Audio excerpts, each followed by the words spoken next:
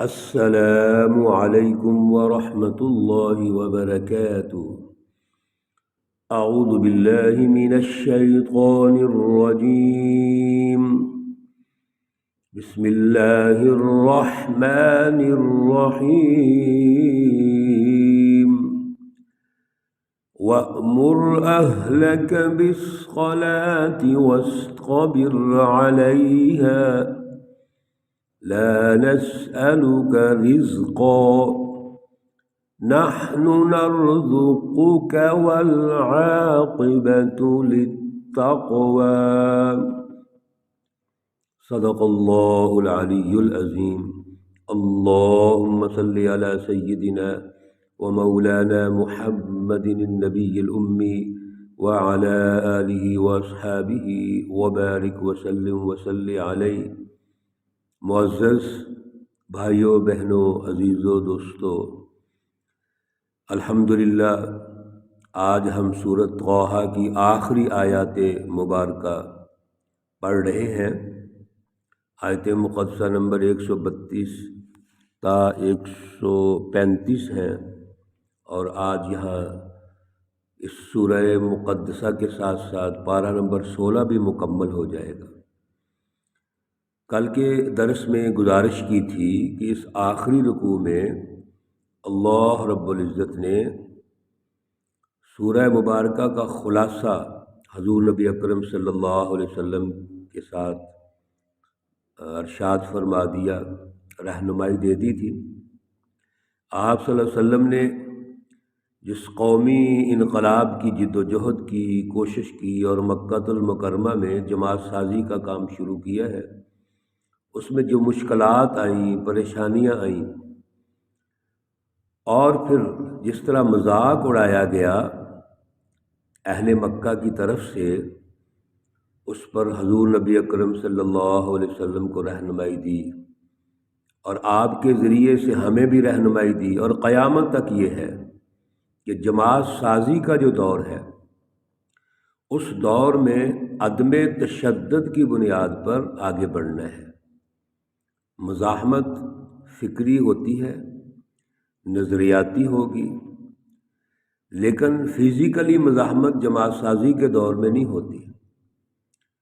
دعوت کا کام ہوتا ہے، حکمت ہے، صبر و تحمل ہے، اور جو بھی تکلیفیں آ رہی ہیں ان کو برداشت کرنا ہے، لیکن اپنے مشن پر قائم رہنا ہے، ڈٹے رہنا ہے، آگے بڑھنا ہے حکمت کے ساتھ۔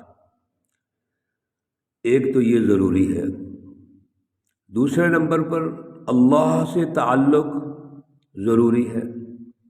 کیوں؟ یہ اللہ کا کام ہے، تو جس کا کام ہے اس سے ہمارا تعلق مضبوط ہونا چاہیے۔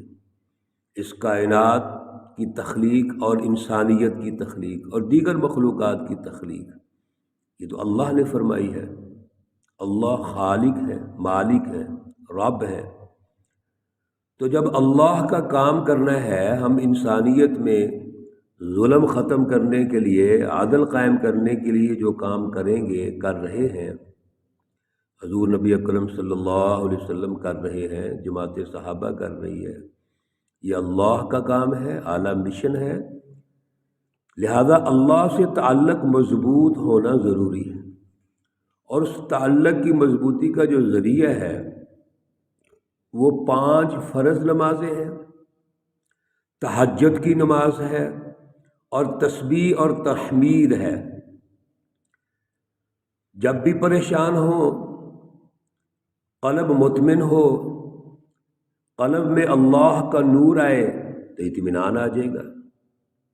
اس لیے اللہ سے تعلق مضبوط رکھیے، اور اللہ سے تعلق کی مضبوطی کا ذریعہ نمازیں ہیں۔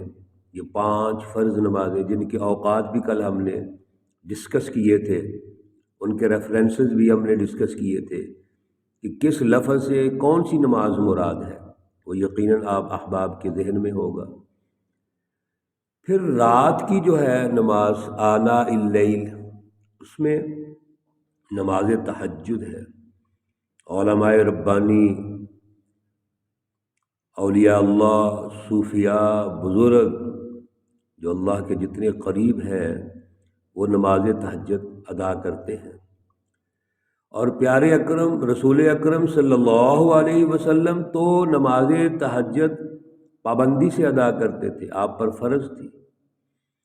اصل میں یہ وہ موقع ہے، نماز تہجد کا جو وقت ہے، اس میں خلوت ہوتی ہے، اللہ سے ایک محبت اور تعلق کا جو اظہار ہے اس کا اپنا ہی سرور ہوتا ہے، اپنا اس کا ذائقہ ہے۔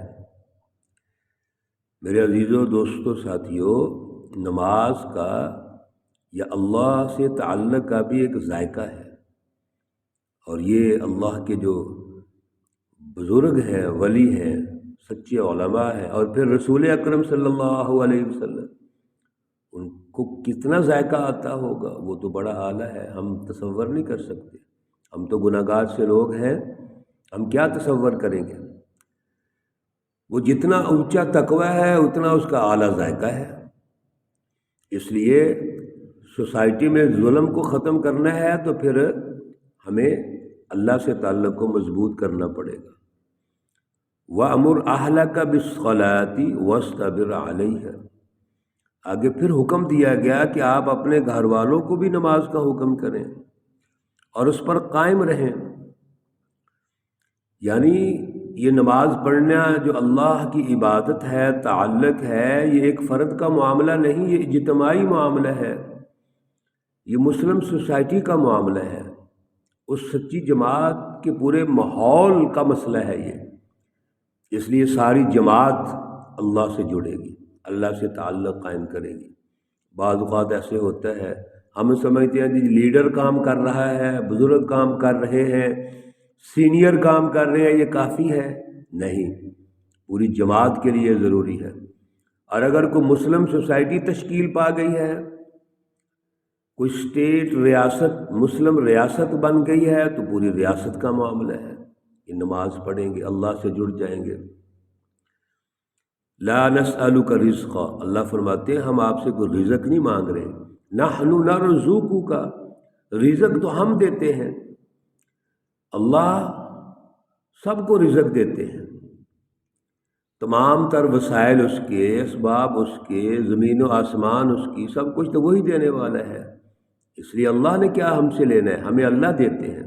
والعاقبۃ للتقوی، اور یہ بڑا اہم نقطہ دوبارہ آیا اور بار بار آ رہا ہے، پہلے بھی ہم نے عرض کیا ہے، احباب کو ذہن میں رکھنا چاہیے کہ والعاقبۃ، اور انجام کے طور پر کامیابی کس کو ملے گی؟ للتقوی، پرہیزگاروں کو ملے گی۔ جس میں پرہیزگاری ہے، یعنی پہلے دونوں باتیں ہیں، جماعت سازی کے دور میں صبر اور اللہ سے تعلق، ان کو کامیابی ملے گی۔ اور ملی کامیابی آگے دیکھیے آپ، مکی دور میں تو تکلیفیں آئیں، لیکن مکہ کے بعد جب نبی علیہ السلام ہجرت کر کے مدینہ المنورہ تشریف لاتے ہیں، تو صرف 1 سال کے بعد سن 2 ہجری میں پہلا غزوہ ہوا، غزوہ بدر۔ اس میں کیا ہوا تھا؟ کفار کو شکست ہوئی، سرداروں کو شکست ہوئی، چودھریوں کو شکست ہوئی، نظام ظلم کو شکست ہوئی، اور جن کا مذاق اڑایا جا رہا تھا، جن کو تانگے کی سواریاں کہا جا رہا تھا، ان کو کامیابی ملی۔ یہ ہے نا والعاقبۃ للتقوی، وقالوا لولا یأتینا بآیۃ من ربہ، اللہ رب العزت نے بڑی خوبصورت مثال دی، فرمایا کہ یہ اللہ کی جو نشانیاں ہیں آتی ہیں، ان کا ایک پروسیس ہے، ترتیب ہے، اور اگر ہم ان کو ایک ترتیب سے آگے نہ لے کے چلیں، یہ تو اللہ پر اعتراض کریں گے اور کہیں گے کہ کیوں نہیں ہمارے پاس نشانیاں آئیں اللہ کی طرف سے۔ اللہ نے اپنی ترتیب سے معجزات دیے، نشانیاں دیں، دعوت کا کام کیا۔ اولم تأتہم بینۃ ما فی الصحف الاولی، اللہ رب العزت تاریخی تسلسل سے پھر ارشاد فرماتے ہیں کہ جتنی بھی پہلی پوری ترتیب سے ایک تاریخ گزری ہے، تو اللہ نے پہلی کتابوں میں کیا اپنی نشانیاں نہیں واضح کی، ان کو بتایا نہیں سب کچھ؟ وَلَوْ أَنَّا اہلکناہم بعذاب من قبل، بہت خوبصورت اللہ کے جملے ہیں کہ اگر ہم ان کو پہلے ہی ہلاک کر دیتے، نشانیاں آنے سے پہلے، یعنی اس ترتیب سے پہلے، دعوت کے عمل سے پہلے، اس حکمت کے عمل سے پہلے ہم ان کو ہلاک کر دیتے، تو انہوں نے کیا کہنا تھا؟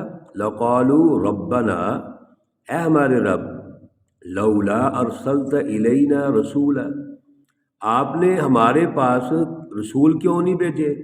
فنتبع آیاتی کا، ہم تیری ان نشانیوں کی پیروی کرتے، تیری آیات کی پیروی کرتے، من قبل، اس سے پہلے، ان نذل و نخزا، ہم ذلیل ہوتے یا رسوا ہوتے۔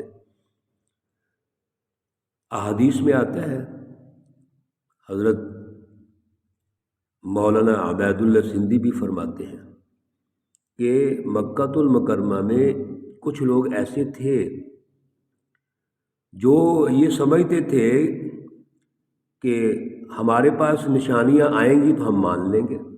ان کی ایک سوچ موجود تھی، جو آہستہ آہستہ حضور صلی اللہ علیہ وسلم کے قریب آ رہے تھے۔ تو ان لوگوں کے لیے، اور بالخصوص ان کے لیے بھی، کہ کل کو یہ کھڑے ہو کے یہ کہہ دیں جی ہمارے پاس تو کوئی دعوت ہی نہیں آئی، کوئی پروسیس نہیں آیا، جبراً ہمیں منوایا گیا ہے۔ کوئی ایسا دعویٰ جو یہ کر سکتے ہیں اللہ رب العزت کے خلاف، رسول اکرم صلی اللہ علیہ وسلم کے خلاف، ان کی یہاں مذمت کی گئی ہے، ترتیب بتا دی گئی ہے کہ ہمیشہ دعوت کی ترتیب ہے۔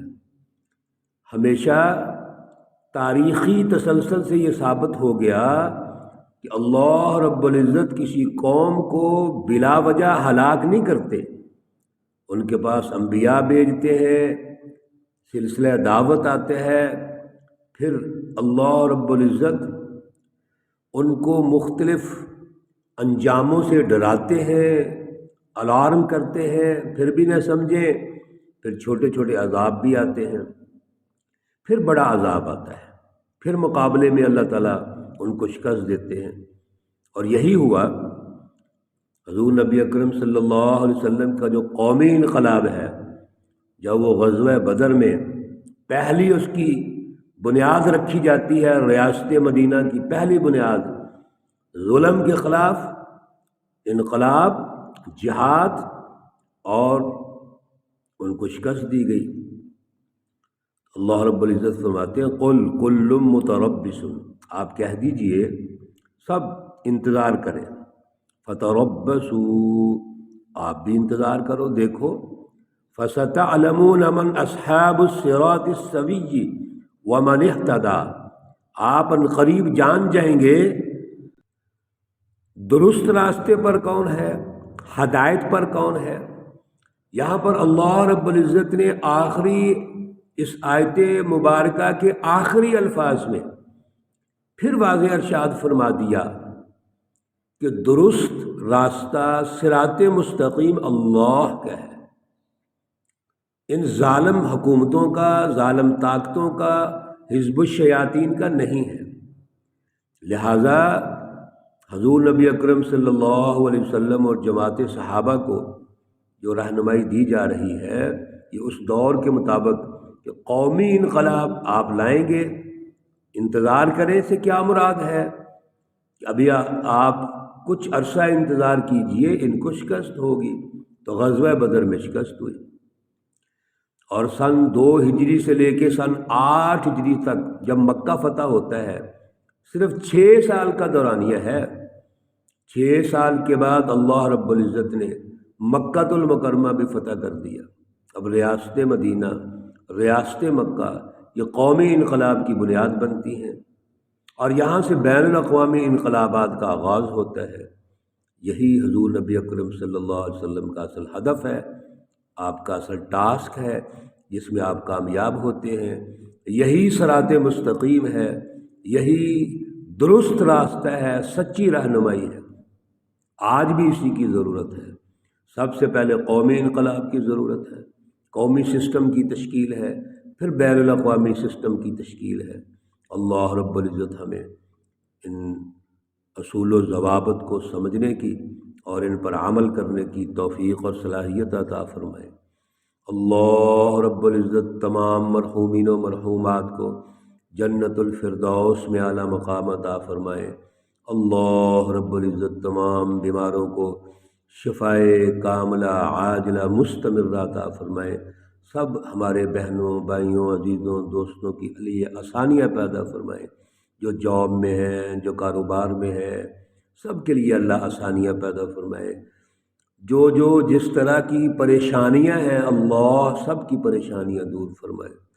ربنا تقبل منا انك انت السميع العليم وتب علينا انك انت التواب الرحيم، وصلى الله تعالى على النبي الأمي محمد وعلى آله وأصحابه أجمعين برحمتك يا أرحم الراحمين۔ السلام عليكم ورحمة الله وبركاته۔